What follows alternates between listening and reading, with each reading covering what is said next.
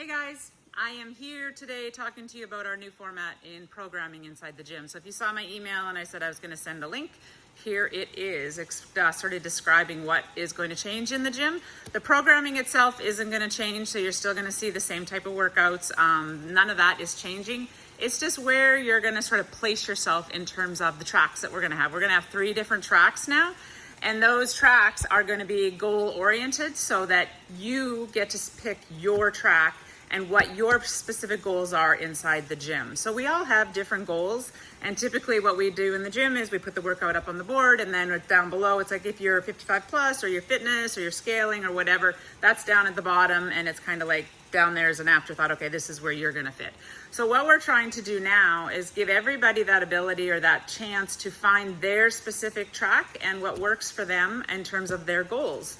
And so we have 3 different tracks. We're gonna have the compete track, we're gonna have the train track, not train track, but the train track, and the sweat track, which is going to be similar to what the fitness track was.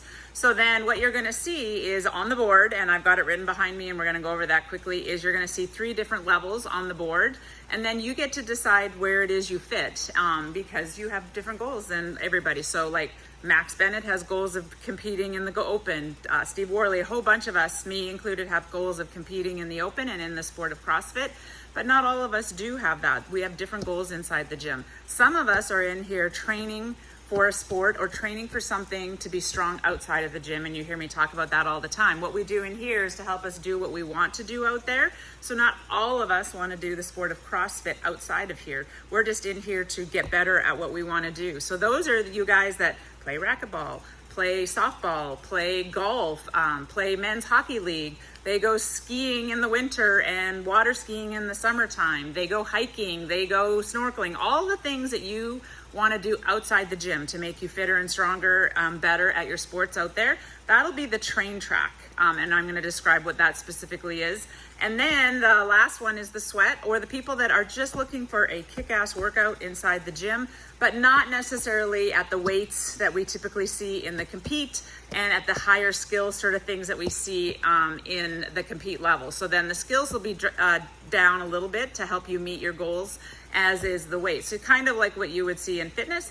But now the beauty of it all is you aren't going to be like, well, if you don't do it exactly compete level or the top of the board, then you have to push scaled. Now you get to push, if you want to push RX and you actually did what we asked you to do under those specific tracks, you get to push that you were RX. And so I know that's a big deal for some people, is just being able to come in and not always feel like you're being scaled, that you are actually meeting what's on the board, meeting your specific goals, and getting better. And so feeling good that you can say, wow, I just did that I was supposed to do on the board. So this is helping people do that.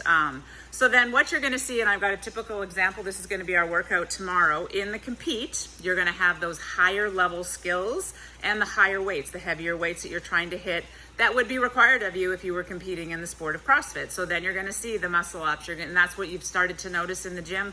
We've been doing more of the higher skill work, like the pistols and the bar muscle ups and the handstand push-ups and the handstand walks. Those are all things that are those higher level skills that some people that are competing weren't seeing in the gym as much. And so now we're trying to put those into the gym again, but not excluding the other people that are like, I do not want to do a handstand walk ever. So then we're going to find places for everybody to find their place inside the gym. So the compete is going to be those higher level skills, and some of those are those riskier skills, right? It's required of their specific sport in terms of CrossFit. And so to do that, you have to be able to perform those higher level skills and be accepting that there's a little bit more risk to go along with that when we're doing those kipping movements and things like that. Then when we go to train, if you're training for a particular sport that is not CrossFit, then you aren't probably wanting to take those necessary risks that possibly could put you in a bad position for playing your sport, right? So my softball girls in here, they don't kip. They don't usually do snatches and things like that put their shoulders in a different position or in a riskier position. So then they always are doing more strict stuff. And so then the people that are in train, that's what you're going to see. You're going to see not the kipping movements, but more strict movements, and not those higher risk skills in terms of the muscle ups and the kipping handstand push-ups. You can still be doing things that are in more of a strict fashion so that we can build the strength. You just won't see those higher risky type bar muscle ups and pistols and things like that. And yet you'll still see the higher weights. So it doesn't mean just because you're in here and you don't want to do those higher risk movements, you still need to get strong to be in your sport. So then you're still going to start to see those same higher weights, maybe not the extreme weights that we sometimes see on those high weights for those compete athletes. You might see a little bit drop in weights on those, but like for tomorrow, the weight is going to be exactly the same. And then on the sweat track or the fitness track, what you're going to see there is the people that need that little bit less weight. They're not looking to be like, the best in CrossFit, and they're not looking to play some sport at a high level or anything like that. They're just looking to get a kick-ass workout. And so then our job in here is to make sure you get that.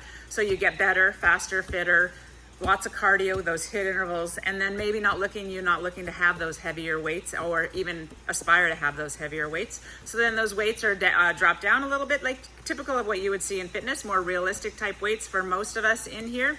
But yet you'll still see some of the skills, like you can still do kipping pull-ups.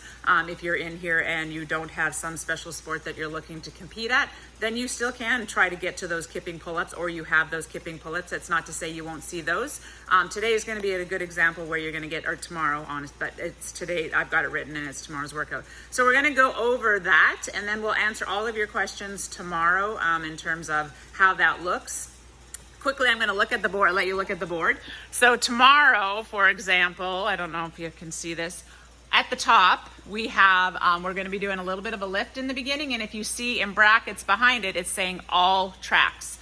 So all tracks means we're all going to do the same thing. And some days you're going to see that. We aren't going to have special tracks. Saturday would have been a typical workout that we did yesterday where everybody would have been on the same track. There wouldn't have been any scaling, or not scaling, but there wouldn't have been any different type of track for people. It was all stuff that everybody would have done. And so today or tomorrow, everybody's going to do the top part where we're going to do the power cleans and the thrusters. We can all do that.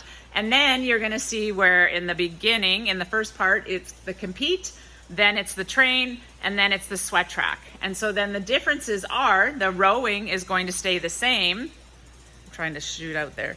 The rowing is going to stay the same, but then the bar muscle up. So there we see that higher skill movement, 30 bar muscle ups. So most of us aren't going to do that. Though there's going to be some of us in here, me included, that are wanting to still be on that compete track. So then if I want to be on the compete track, I have to somehow figure out how am I going to do some kind of a bar muscle up or work my way to bar muscle ups. So then that's where you're going to see the sub at the bottom. I'm going to zoom in a little bit for this. Is for me, or for the people that can't do bar muscle ups, maybe we're going to try banded bar muscle ups, which you've seen some people do, or jumping bar muscle ups, or chest to bar pull ups, or something that's going to help get me to that next level to help me get to the pull ups. So then the thrusters are going to be at that 115-85, so a sort of a moderately heavy weight. When I go to train, so then you're going to be like, nope, I'm the person that is trying to get better at golfing or racquetball. Then you're going to see the row is still the same, right? That's not going to change for any of us in here. The burpees though, so now we're going to, instead of doing bar muscle ups, we're going to look at a burpee into a strict pull up, because bar muscle ups have a cardio capacity to them, right? So they're not just it's not a strict muscle up, so there is some cardio, which is why we're going to throw the burpees in there.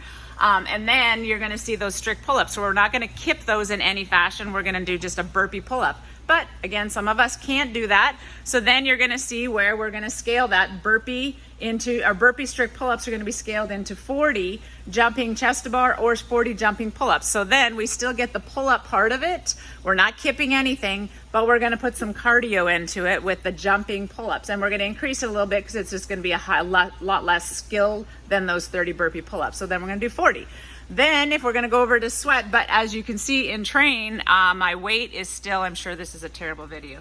My weight is still the same in train as it was in compete. So then in the sweat, and the last one here, we are now in the sweat one where we are going to do the same row. We are now going to do the 30 burpee pull-ups. This time, if we want, we can try to kip them to help ourselves get up. Because we're not looking for that strict movement. And then we're going to do 40 thrusters, but lighter weight. So this is where the sweat comes in. We're going to go 85, 65, and of course you're going to scale that to the weight that you're always capable of doing. That means you're not locked into that weight. But then you're going to have the burpee pull-ups, and you're going to do the 40 jumping pull-ups as well, just because, again, we want that cardio capacity and we want that pull-up part. So then that will be our difference for tomorrow.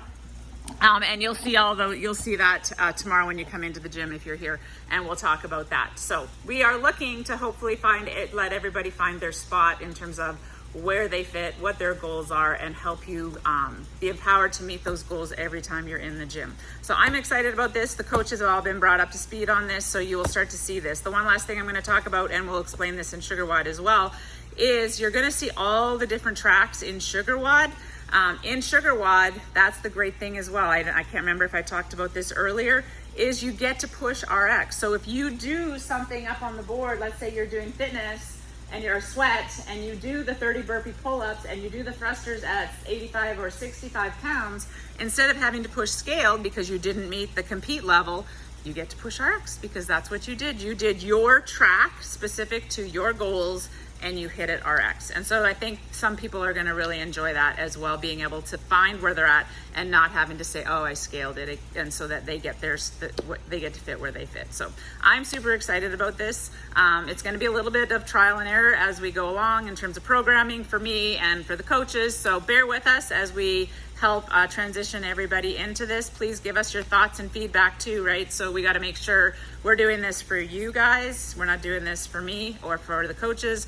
We're doing this to help you guys get better. So I need your thoughts and opinions and feedback so that we can make sure that all of this fits for you and that it is enjoyable and it is meeting everybody's needs and goals. All right, we'll see you tomorrow. Bye.